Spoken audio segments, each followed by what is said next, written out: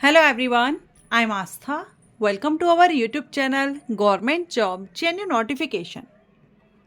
Food safety officer FSO अगर आप बनना चाहते हैं तो फूड सेफ्टी ऑफिसर या FSO के बारे में इस वीडियो में हम इन 5 पॉइंट को क्लियर करने वाले हैं, जिसमें पहला है क्वालिफिकेशन। फूड सेफ्टी ऑफिसर के लिए योग्यता क्या होनी चाहिए, क्या क्वालिफिकेशन होनी चाहिए, उम्र सीमा क्या रहनी चाहिए, भर्ती प्रक्रिया क्या होती है, कैसे सिलेक्शन होता है, इसमें सैलरी एंड एग्ज़ाम पैटर्न क्या रहता है। सो आफ्टर 12th आपको क्या करना होगा या किस सब्जेक्ट के जैसे 12th के बाद में आप ग्रेजुएशन करते हैं या किस फील्ड से होना चाहिए, कौन सा डिप्लोमा या डिग्री, क्या डिप्लोमा होल्डर्स एलिजिबल होते हैं या डिग्री आपको लेनी होगी, किस सब्जेक्ट से लेनी होगी, सारी जानकारी आपको इस वीडियो में देने वाली हूँ। सो वीडियो में बने रहिएगा अगर आप भी FSO पोस्ट पर भर्ती होना चाहते हैं। चलिए स्टार्ट करते हैं। तो फूड सेफ्टी ऑफिसर में सबसे पहले हम कवर करेंगे इसकी क्वालिफिकेशन को, जो कि मेन पॉइंट है, मेन टॉपिक है कि क्वालिफिकेशन क्या होनी चाहिए FSO पोस्ट के लिए।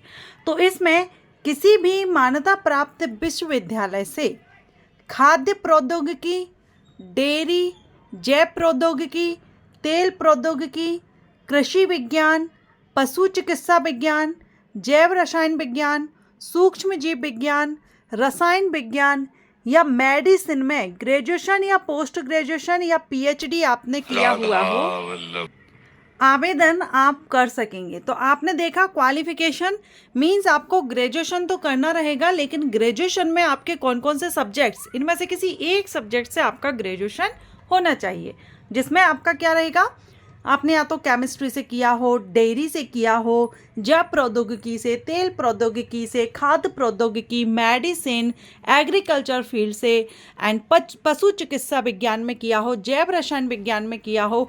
इनमें आपने PG या फिर ग्रेजुएशन, पोस्ट ग्रेजुएशन और PhD तीनों ही कैंडिडेट एलिजिबल रहते हैं। तो ये यहाँ पर क्वालिफिकेशन है।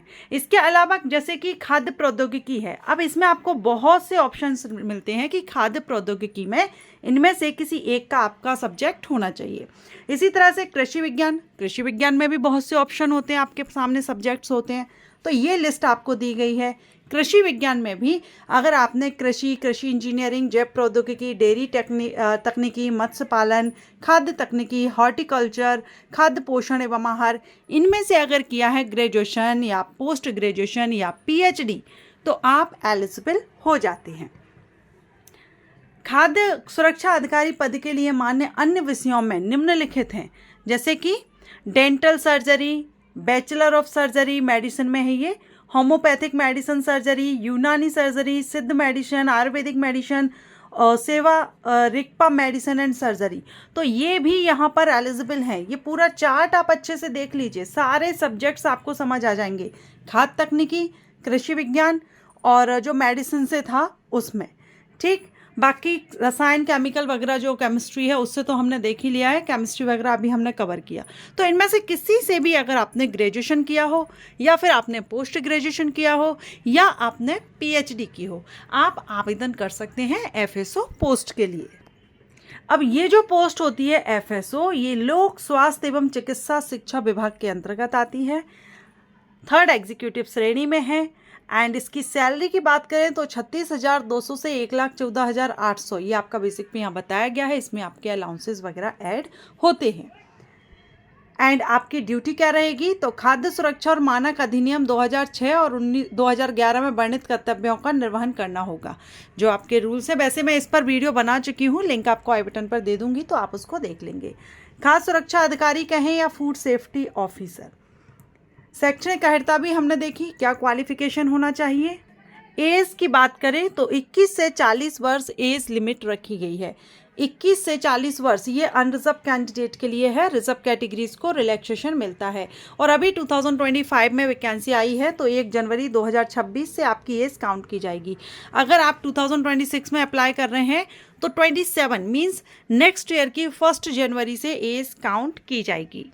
सिलेक्शन प्रोसीजर में रिटन एग्जामिनेशन होता है और इंटरव्यू होता है। ये जो हम नोटिफिकेशन कवर कर रहे हैं ये MP स्टेट का है, सो एमपी स्टेट में OMR बेस्ड एग्जामिनेशन होता है और इंटरव्यू और रिटन एग्जामिनेशन के बेस पर आपका सिलेक्शन प्रोसीजर रहता है।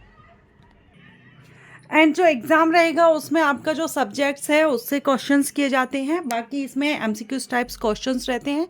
डिटेल इन्फॉर्मेशन अभी नोटिफिकेशन में लेटेस्ट नहीं आई है। बाकी जो प्रीवियस इन्फॉर्मेशन है वो तो मैंने वीडियोस अपलोड किए हुए हैं, तो आप उन पर विजिट कर सकते हैं।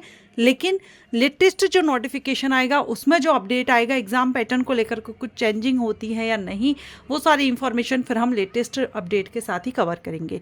तो अगर आप जानना चाहते हैं पहले अभी तक जो भर्ती हुई है वो कैसे हुई हैं, तो उनका लिंक आपको आई बटन पर दूंगी, उनको आप विजिट कर लीजिएगा। Thanks for watching.